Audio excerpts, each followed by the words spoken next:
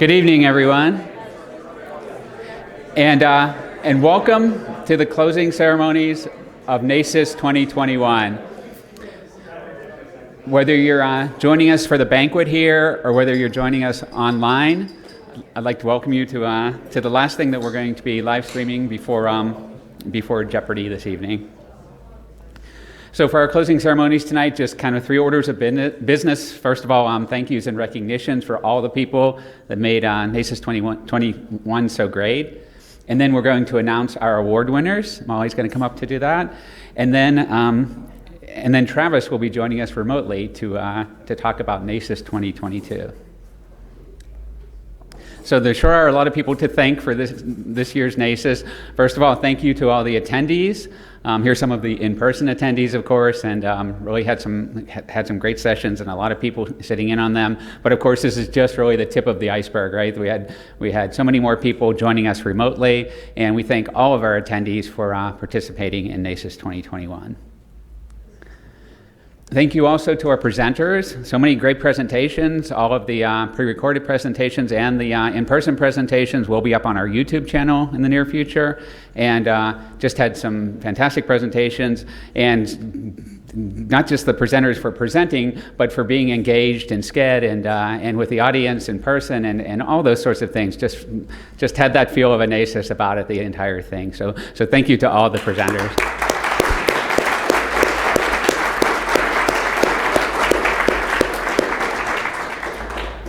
And of course, NACIS couldn't possibly take place without so many volunteers. This is a list of the volunteers that helped out with this year's NACIS, everyone from the moderators to people helping out with social media to people helping out in so many other ways, too many to name. But I sincerely thank all of you for your contributions. We really couldn't do this without you. We're an all-volunteer organization, and you're what we're all about. So thank you very much.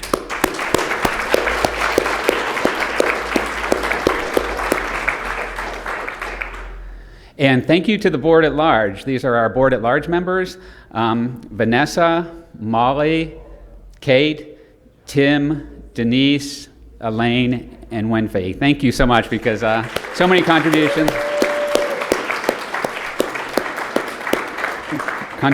throughout the entire year, and we're very much going to miss Molly and Tim and Wenfei as they cycle off. But we really appreciate your help with this year's conference. And thank you to the officers of NACIS, Mary Beth, Hans, who has been joining remotely from the Netherlands, Leo, our former president, Mamata, our current past president, and Travis, our now our vice president. And so thank you to all of them as well with their planning of NACIS 2021. Great work.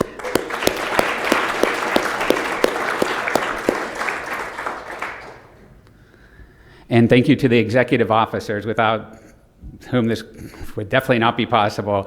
Susan just knows more about how this runs than anyone, and has been just inspirational and also just so much help with everything. I can't thank you enough, Susan.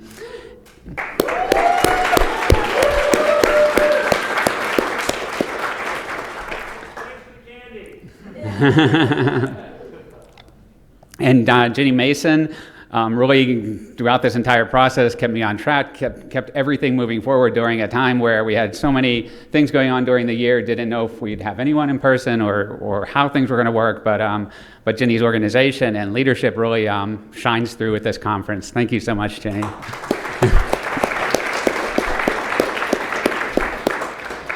Also joining us internationally is Martha. Martha was not able to come down from Canada for the conference, but she did so much to help prepare for this conference, and so much on top of things also as far as what needs to be done, and really someone that we just can't function without. So thank you so much, Martha.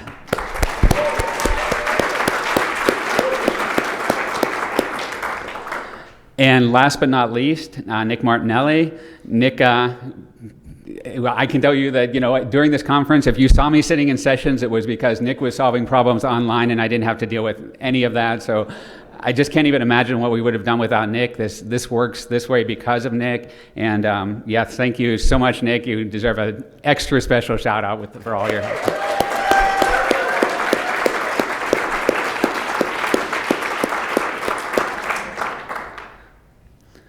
And of course, thank you, E3 Webcasting. E3 is just amazing. Tim is back in the office in Medford, Oregon, but he has helped throughout the year with this. And Ethan, Zach, and Garrison have been making everything work. It seems magically, but I'm sure they wouldn't say that. Thank you guys all for all of your contributions.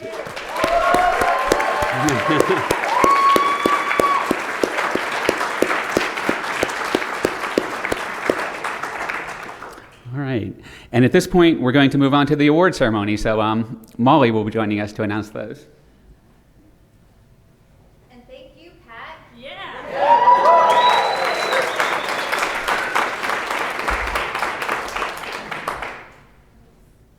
All right, we have a bunch of student awards to give out tonight, so I'm going to move along right away.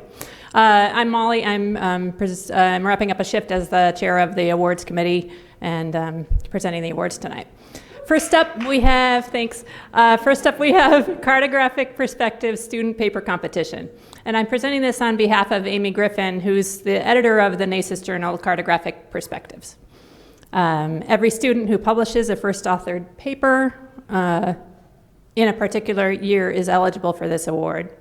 And then the competition is judged by members of the editorial board. The winner this year is Georgiana Strode. Georgiana received her PhD in geography in 2020 from Florida State University. She works as an application developer at the Florida Resources and Environmental Analysis Center at Florida State. Georgiana's paper described a suite of new geovisualization methods that can be applied to mapping social vulnerability index data. She and her co-authors applied their methods to a practical example in Puerto Rico.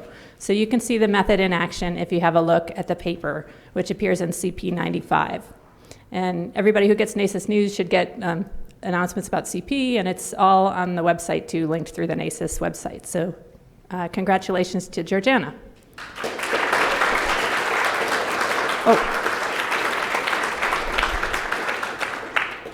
Wrong screen. Oh no, I've ruined it. Avert your eyes. Next up, we have the Undergraduate Student Scholarship. Actually, this wasn't a surprise. We already announced this one. So the Undergrad Student Scholarship in Cartography.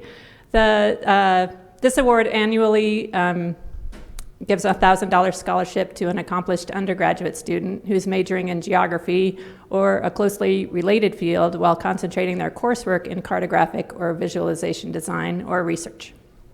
Any full-time undergraduate student enrolled in a degree-granting program at a 2- or 4-year institution is eligible for the award if they're pursuing a major in geography or a closely related field with a focus on cartography, or a related discipline centered on map design, visualization, or research in one of cartography's many topics. So we want everybody to apply for this.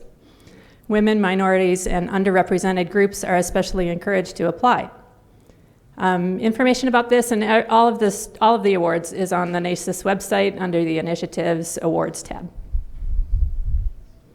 This year's Undergraduate Student Scholarship in Cartography goes to Sheen Kim. Sheen is majoring in geography and anthropology at Dartmouth College. Her interactive web map, titled U.S. Military Sites and Related Incidents in South Korea, visually challenges notions of safety and sovereignty in the context of civilian killings, protests, and other incidents against U.S. territorial occupations on Korean land since the Korean War. Of particular focus of the map are the locations of U.S. military installations. Sheen states that the intent of my map is straightforward. As residents of the Imperial Core, we cannot ignore how the U.S. has been and continues to be a perpetrator of, or patron of military violence all across the world. NACIS is proud to foster Sheen's continued pursuit of academic learning. Congratulations, Sheen.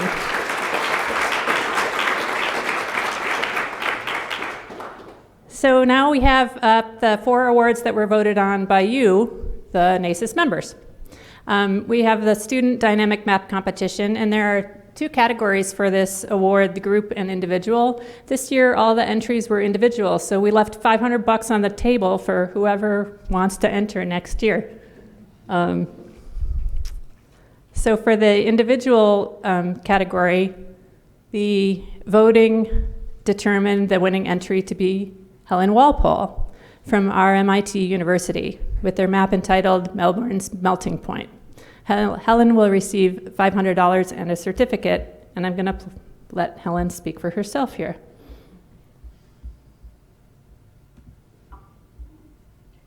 We all know that summertime feeling when it's just too hot to go outside unless you absolutely have to. And I was interested to know, what temperature is that tipping point? I live in Melbourne, a large coastal city in the southern part of Australia, where the daily maximum temperature is usually very reasonable, only pushing over 38 degrees, that's 100 in Fahrenheit, for a handful of days each summer. But gosh, when it does, the number of people choosing to go out onto the city streets really falls away. I made this map for a cartography and visualisation subject at RMIT University to try and discover Melbourne's melting point. I used open data from automated pedestrian counters that are operated by the City Council from the 5 years of 2015 to 2019. I wanted to be able to visualise and explore the relationship between temperature and outdoor pedestrian activity across the central business district. The graphs at the left correspond to each location for pedestrian counters. They show how pedestrian numbers rise and fall with temperature. Pedestrian counts are calculated as a percentage of the daily daytime average, and I used open climate data sourced from the Bureau of Meteorology for the maximum daily temperatures. The thermometer slider here also helps us to visualise this change. It provides a visual comparison of pedestrian activities at each location as the temperature climbs. Ooh, that's hot. Now, city pedestrian activity is strongly linked to the working week, so I aggregated the data separately into weekdays, shown in orange, when office workers skew the count in the morning, lunchtime and evening rushes, and the weekend, shown in purple, when shoppers and tourists are out and about, or more likely sheltering indoors. The swiper lets us view the different data sets, and we can even position the swipe right through the centre of a data point to directly compare weekend and weekday activity. Oh, those poor office workers slogging to Melbourne's main train station in the maximum heat.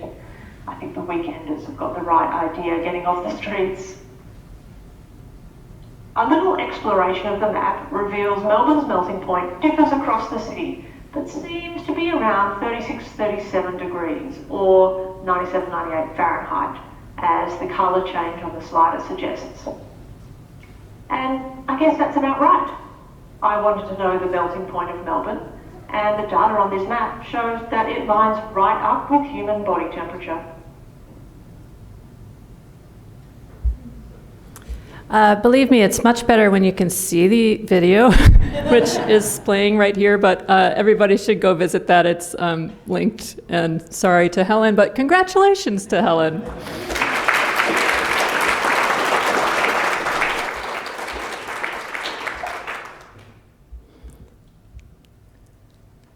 Okay, so next we have the student dynamic. No, we don't. We have the student map and poster competition for research.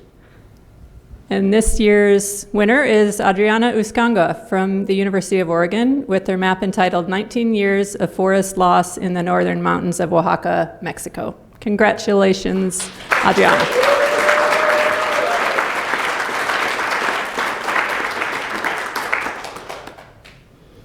Adriana will receive $500 and a certificate. In the cartographic design category, the winner also receives $500 and a certificate. The winner chosen by you is Johanna Acetre from Macquarie University with their map entitled Australia's Meteorite Impacts. Congratulations, Johanna.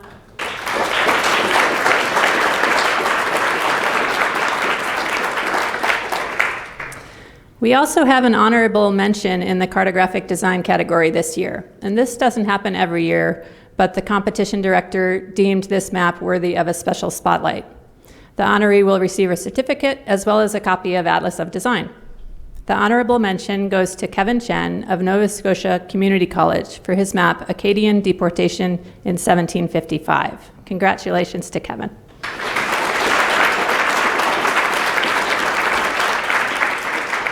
And congratulations, big round of applause to all of our student winners.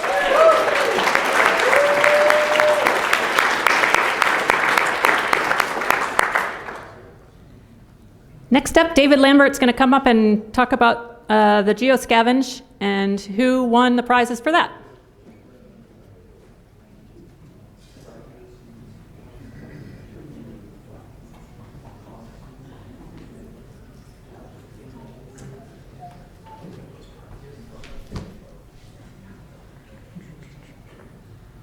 Hello, everyone.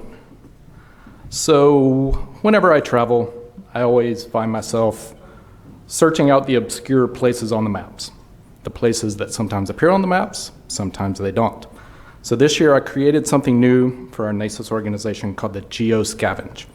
And there were several of you that participated this year, which I am very grateful for. And part of the process involved taking the map, having the clue, and and also being provided the local cross streets of the closest point. So tonight we have, no problem. So tonight we have 6 winners.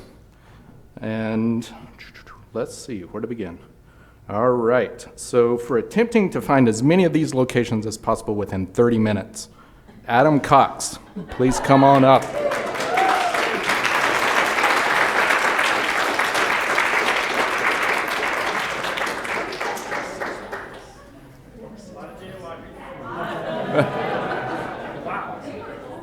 You're welcome.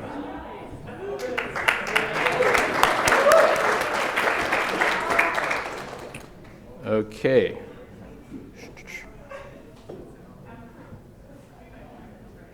Sorry. We're good. All right. Now for sharing as many photos and enthusiasm as possible, Rebecca Ramsey.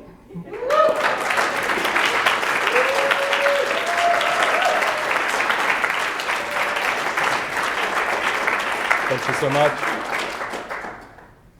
Okay, now up next, for finding the full name of the Dale Chihuly sculpture in the atrium of the Art Museum, please, round of applause for Brian Davidson.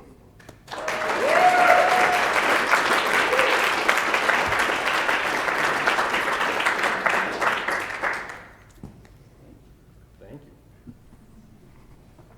you. Okay. Now for finding the full name of the cloud-like sculpture in the parking garage on West Main, Anne Fritz.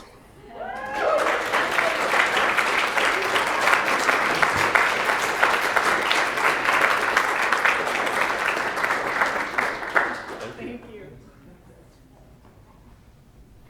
Okay, and now for finding the sculpture of prairie dogs in the middle of Pumpkinville, where children were running amok, please welcome Lillian Wang.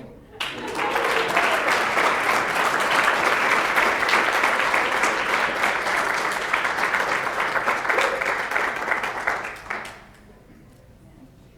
you. All right, last but not least, for his spicy feedback after completing the 6-mile trek, but also for knowing that Fritz Ketzler really would have enjoyed the American Banjo Museum, Gordon Kennedy.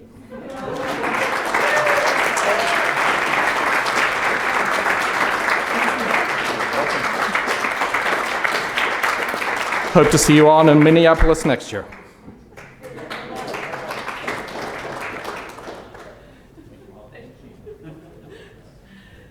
Thank you, David, for those distinguished awards. And congratulations. And it occurs to me, I skipped over thanking Amy Rock, who put together, she was the competition director for all of the student dynamic map and the student map and poster competitions this year. She also organized the map gallery, and we're just really grateful. She did a great job.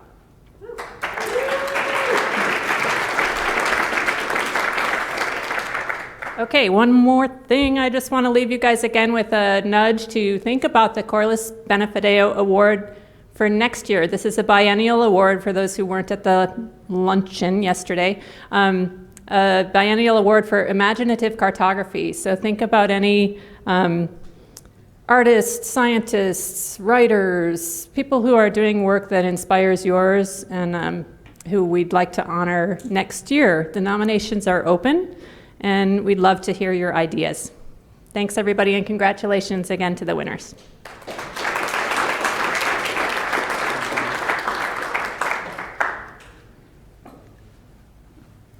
Okay. So, NACIS 2022, this is typically the big reveal. The only minor hint you may have is it's where we were going to have NACIS last year during the pandemic. But we have with us, if I can I? Okay. I think I'm okay. We have Travis White joining us. I'm Travis White, and I'm recording this from my conference hotel room here in Oklahoma City. I think it's fitting that I leave you with a recorded talk of my own to close out this year's hybrid conference. I am absolutely honored to serve as your new vice president. NACIS is such an important part of my creative and professional life. Thank you. And the annual meeting is something that I look forward to all year. As the organizer of NACIS 2022, my first big responsibility is to share with you all the conference location. Now, I regret that I cannot be there in person for the big reveal, so I hope that you will enjoy this video instead. Thank you all, and I look forward to seeing you next year.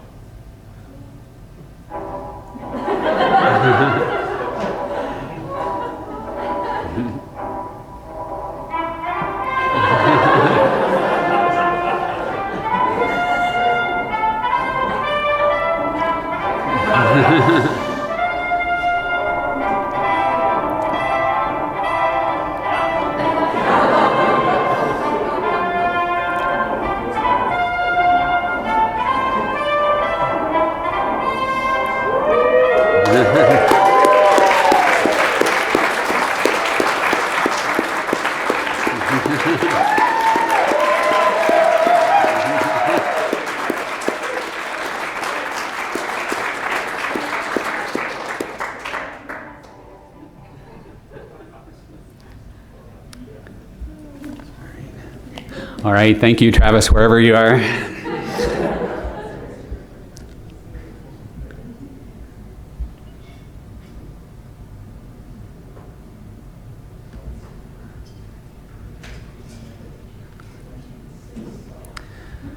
Okay, so just one more housekeeping thing before we talk about the final social event. If you're here in person in the room here, Susan has asked me, as usual, look in your name tag. Please pull out the color piece of paper, and it will reveal what you're having for dinner. I'm having chicken. If you are joining us remotely, I'm sorry, you'll have to go look in your refrigerator. There are maybe a couple other announcements just for people here. We might try to plan to take a picture somewhere, but let's finish up with the hybrid portion of this conference, and then we can have any sorts of announcements like that. So the final social event will once again bring us all together, and this will be, the in-person attendees will be at the banquet from around now 6:30 till 8, and that will be immediately followed by live in the studio audience Jeopardy. That's going to be in the Centennial Ballroom 1 and 2. If you are remote, however, you will be able to join us. This won't be coming to us through E3, but through Kate's webcam. And that will probably, please first go to Virtual Happy Hour, which will be in Remo. Enjoy yourself there with our colleagues. And then join us again in a separate event in GeoDweeb Jeopardy, which will begin around 8:15, another Remo event. All right, and I think that's it for all the hybrid portion of NACIS 2021. And thank everyone for coming that made it to Oklahoma City, and thank all of our remote attendees for attending as well. It's really been a great conference, and had a blast. Thank you all.